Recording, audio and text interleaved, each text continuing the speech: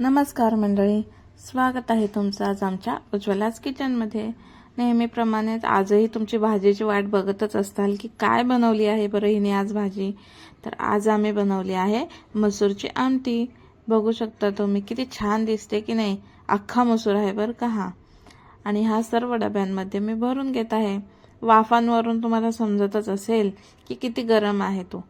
आणि आता हा अख्खा मसूर मी सगळ्या डब्यांमध्ये भरून घेत आहे।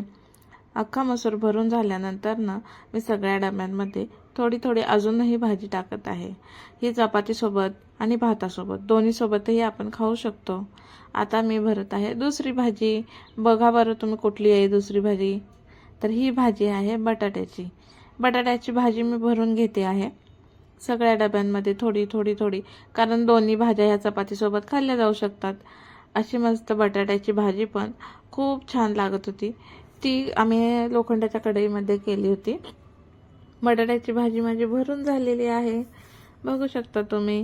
बटाट्याची भरून झाल्यानंतर आता मी वरती भरणार आहे एकदम मऊ सुळसुळीत असा भात। पांढरा भात बनवला होता आम्ही। आता बघा छान असा भात, वाफांवरून समजू शकतं की किती गरम असेल भातही। सगळा डबा एकदम गरम गरम आहे बरं का। खाणाऱ्यालाही एकदम सुख भेटेल की गरम गरम जेवण आमच्यापर्यंत पोहोचत आहे। छान असं गरम गरम हा भात मी सगळ्यामध्ये भरून घेत आहे। बघू शकता तुम्ही, जेवढा जास्ती बसेल तेवढा मी भात त्याच्यामध्ये भरत आहे। सगळा भात भरून झाल्यानंतर आता बघा मी भरणार आहे यामध्ये चपाती। खाली भरला होता अख्खा मसूर, मग त्याच्यानंतर भरला आहे बटाटा। बटाटा झाल्यावर मी भरून घेतला आहे भात। भात झाल्यानंतर आता भरत आहे मी चपाती। हे बघा आधी सगळे डबे लावून घेते। सगळ्यात वरच्या डब्यामध्ये चपाती असते।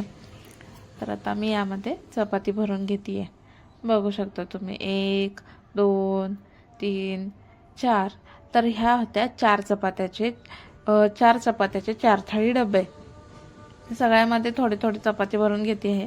आणि थोडा असं ठेवण्याचं कारण गरम होती आणि ती जास्त लवकर गार होत नव्हती, म्हणून थोडीशी पसरवून ठेवली होती। बघू शकता तुम्ही भरून झाल्यानंतर मी आता सगळ्या डब्यांमध्ये एकदम प्रमाणात सगळं जेवण भरून रेडी बनवलेलं आहे, रेडी केलं आहे। आणि बघू शकता स्वच्छतेचं तुम्हाला काय सांगायच नको, तुम्हाला दिसतच असेल की किती स्वच्छतेने आम्ही सगळं काम करत आहोत। आता आमचे डबे भरून झाले आहेत, मी पॅक केले आहेत। ह्याच्यावरच्या नंबरांचं म्हणाल तर हे डबे घासल्यानंतर पुन्हा लावायला अवघड जाऊ नये म्हणून मी हे नंबर्स लावलेले आहेत। त्याच्यावर सगळ्या डब्यांवर नंबर्स टाकलेले आहेत।